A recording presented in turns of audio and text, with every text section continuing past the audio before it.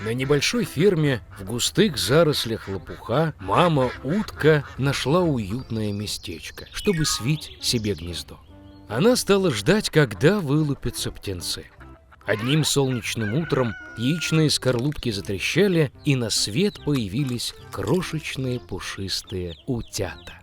Осталось только одно яйцо, самое большое, которое никак не хотело трескаться. Утка начала волноваться, что с ним что-то не так. Она вновь села на яйцо и решила подождать еще немного.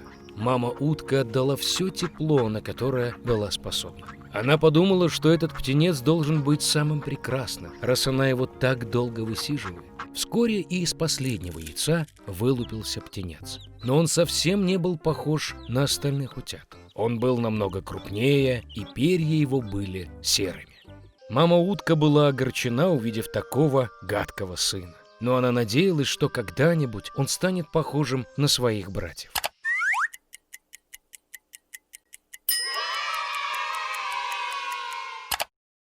Остальные утята смеялись над ним. Они считали его гадким и не хотели с ним играть.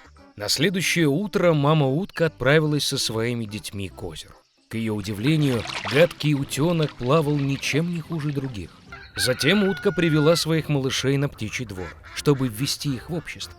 Она рассказала утятам о правилах поведения с местными обитателями. Утка представила свой выводок самому знатному жирному селезню, но тот напал на гадкого утенка, и она была вынуждена защищать своего неудавшегося птенца.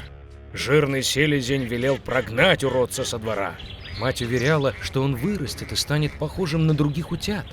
Не выдержав издевательств и унижений, гадкий утенок ушел с птичьего двора. В поисках более безопасного места он набрел на красивое озеро, на котором никого не было, и утенок решил остаться тут жить. Прошло время. Несмотря на свое одиночество, гадкий утенок был счастлив, что его никто не обижает. И вот однажды на его озеро прилетела прекрасная белая птица с длинной шеей. Гадкий утенок не знал, что это за птица, но смотрел на нее с восхищением. Он полюбил ее всем сердцем. Как утенок хотел бы быть похожим на эту прекрасную белую птицу. Пришла зима, пошел снег. Гадкий утенок впервые увидел белый снег. Он был восхищен этим зрелищем. Но из-за того, что зима была очень снежной, утенку было очень сложно найти еду. Ему приходилось ходить по окрестностям в поисках пропитания. Он замерз и устал. Так гадкий утенок добрел до домика фермера. Когда мужичок увидел худого и несчастного птенца, ему стало жалко его. Фермер решил, что оставит утенка у себя, пока тот не откормится и не подрастет. Наступила весна. Хозяин хорошо заботился о птенце, и тот сильно вырос. Утенку уже нужно было много места, и фермер решил выпустить его на озеро. Стоя на берегу озера, гадкий утенок посмотрел на свое отражение в воде. И он не поверил своим глазам. Он не мог узнать себя и подумал, что сзади него есть кто-то еще. И тогда утенок понял, что чудесная птица в отражении — это он сам.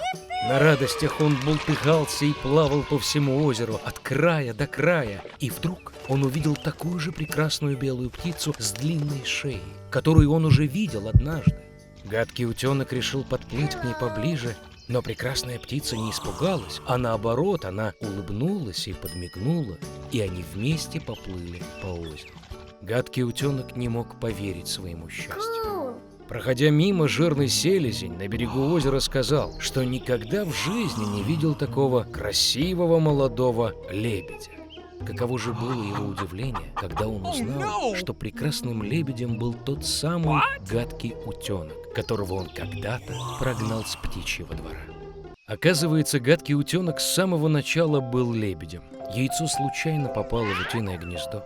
И когда прекрасный молодой лебедь вернулся домой, то всем на птичьем дворе стало очень стыдно за то, что когда-то обижали его из-за внешнего вида.